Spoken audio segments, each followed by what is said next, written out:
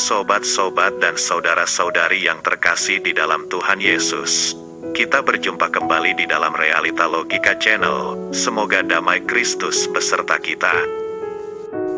Pada kesempatan kali ini saya akan membahas asumsi dari Zakir Naik, salah satu apologet Islam terkemuka di dunia, yang pada akhirnya di dalam asumsinya, beliau mengakui Yesus adalah Allah. Di dalam beberapa ceramahnya, beliau mengutip salah satu ayat dari kitab Injil, yaitu Yohanes 14 ayat yang ke-16, yang menurut beliau, pada ayat ini Tuhan Yesus berbicara dan bernubuat tentang Muhammad. It's further mentioned in the Gospel of John, chapter number 14, verse number 16. Jesus Christ, peace be upon him, says, I will pray to my Father to send you another comforter who will abide with you forever.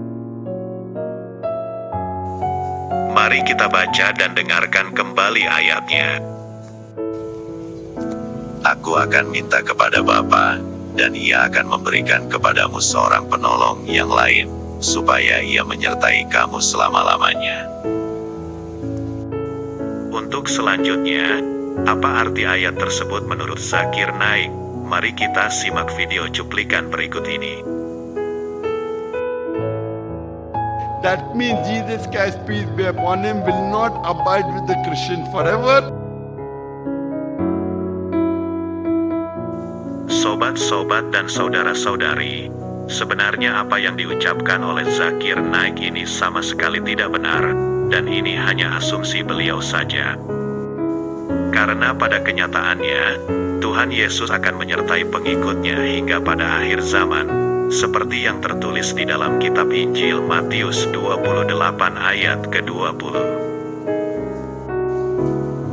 Dan ajarlah mereka melakukan segala sesuatu yang telah kuperintahkan kepadamu, dan ketahuilah, aku menyertai kamu senantiasa sampai kepada akhir zaman.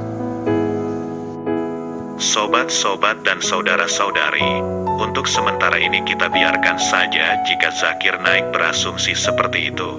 Karena dengan demikian, kita dapat memahami apa maksud dari asumsi yang beliau ungkapkan tersebut. Karena dari asumsinya ini, beliau akhirnya mengakui bahwa Yesus adalah Allah. Bagaimana kelanjutannya? Mari kita simak kembali asumsi beliau selanjutnya.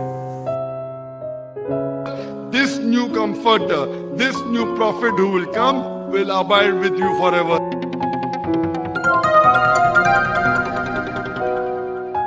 All of these, mashallah, befit perfectly Prophet Muhammad. Sobat-sobat dan saudara-saudari yang dikasihi Tuhan Yesus, sebenarnya ayat ini bukanlah menceritakan tentang Muhammad. Jika kita baca ayatnya secara keseluruhan dari Yohanes 14 tersebut, konteksnya menceritakan tentang roh kebenaran atau Roh Kudus yang diutus oleh Tuhan Yesus kepada ke-12 muridnya, ketika Tuhan Yesus akan pergi meninggalkan mereka. Tetapi di dalam hal ini, mari kita berpura-pura seolah-olah Tuhan Yesus sedang berbicara dan bernubuat tentang Muhammad, seperti yang dikatakan oleh Zakir Naik tersebut. Sehingga kita dapat mengetahui tentang Yesus dari beliau. Sobat-sobat dan saudara-saudari, beliau tidak hanya mengutip perkataan Tuhan Yesus dari Yohanes 14 ayat ke-16 saja, tetapi beliau juga mengutip perkataan Tuhan Yesus dari Yohanes 16 ayat yang ke-7. It's further mentioned in the Gospel of John, chapter number 16, verse number 7. Jesus Christ, peace be upon him, says, Nevertheless, I tell you the truth.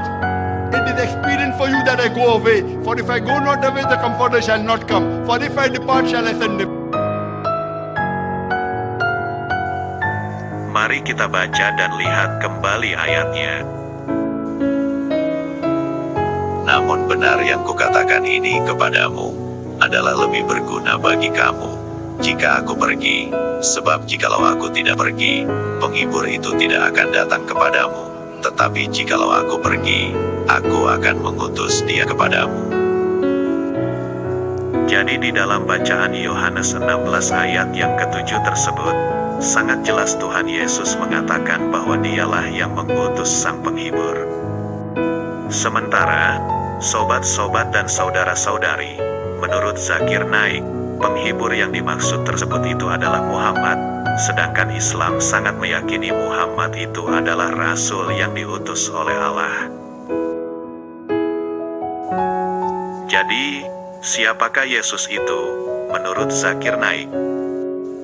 Begini gambaran dan penjelasannya sobat-sobat dan saudara-saudari.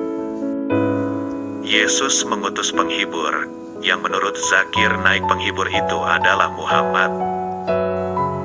Kemudian menurut ajaran Islam, sangat meyakini bahwa Allah mengutus Muhammad sebagai Rasul atau Nabi-Nya. Dengan demikian artinya Muhammad adalah Nabi bagi umat Islam. Dan seperti yang kita ketahui, yang dapat mengutus Rasul atau Nabi hanyalah Allah. Sobat-sobat dan saudara-saudari, sangat jelas sekali di dalam asumsinya ini, Zakir Naik mengakui Yesus adalah Allah, karena Yesus dan Allah adalah satu, yang sama-sama telah mengutus Muhammad kepada mereka umat Islam.